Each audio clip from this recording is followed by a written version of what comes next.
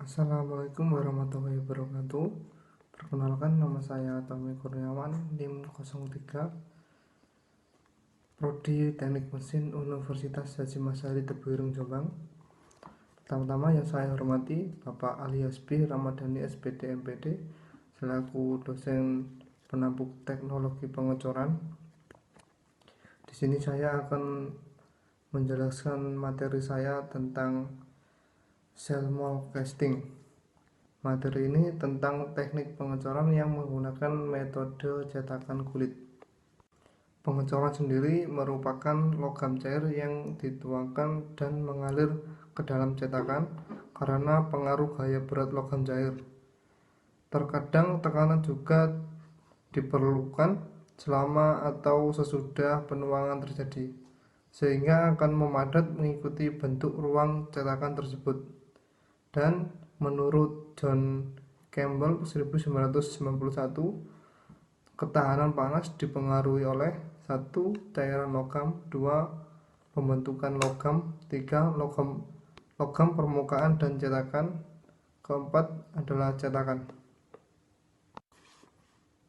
Cell mold casting merupakan proses pengecoran dengan menggunakan cetakan berupa lapisan tipis pasir yang dibentuk dengan bahan resin sebagai bahan pengikat.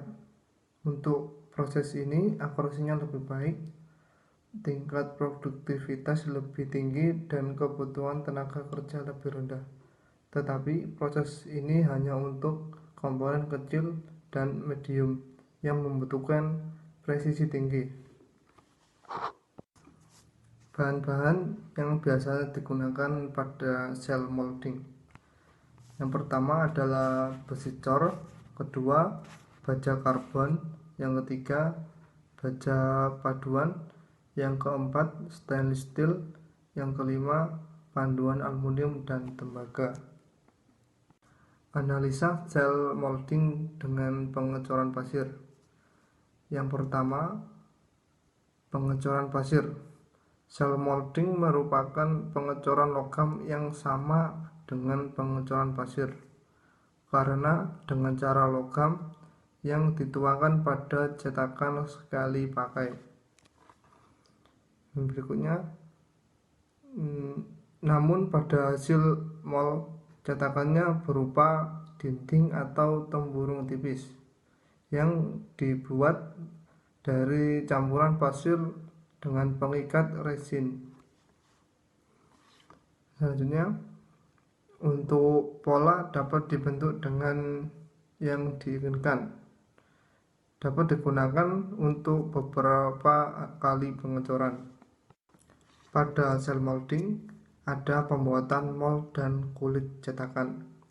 Untuk pembuatan mold, pembuatan pola atau mold terbuat dari bahan baja dengan diameter luas 0,59 mm, terdiri dari 6 buah sudut.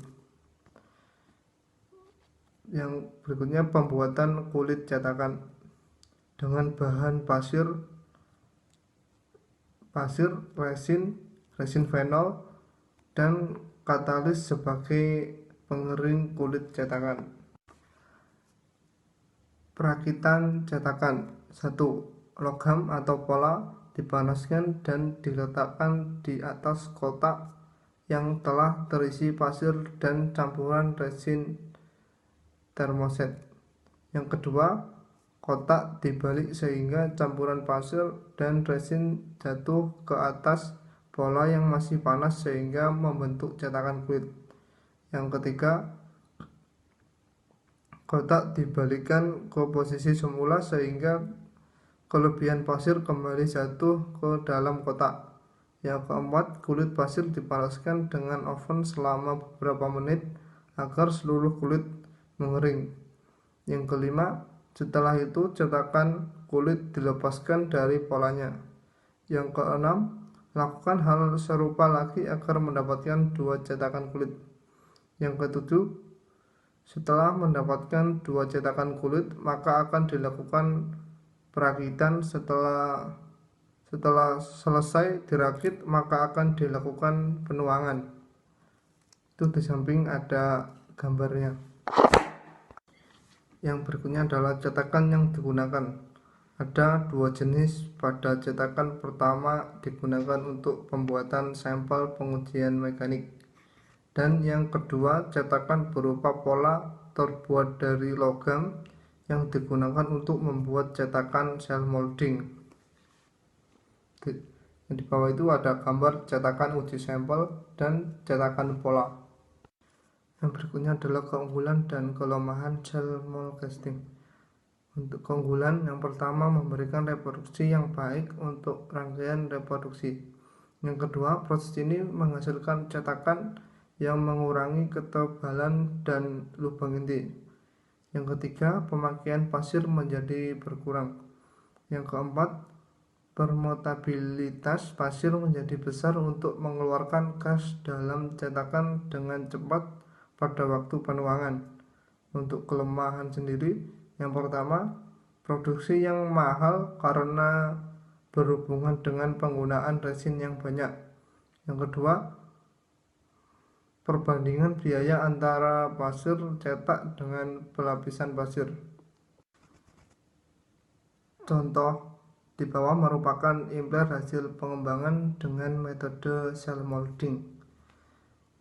Yang sebelah kiri impler hasil pabrik, dan yang untuk sebelah kanan adalah impler hasil pengembangan dari sel mold casting. Berikut adalah aplikasi dari sel molding dan hasil-hasil dari cetakan sel molding.